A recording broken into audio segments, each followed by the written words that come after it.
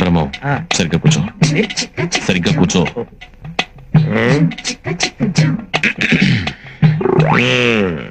పెళ్లి కూతుర్ని పిలిపించమంటావా? పిలిపించమంటాడు బాబా, అందుకే వచ్చింది. పిలిపించు.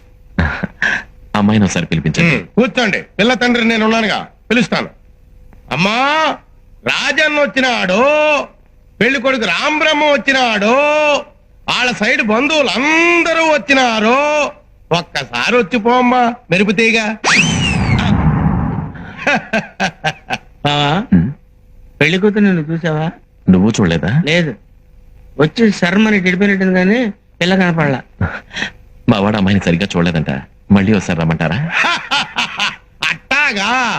అమ్మా, రాజన్న వచ్చినాడు, పెళ్లి కొడుకు రాంబ్రహ్మ వచ్చినాడు, వాళ్ళ సైడ్ బంధువులు అందరూ వచ్చినారు.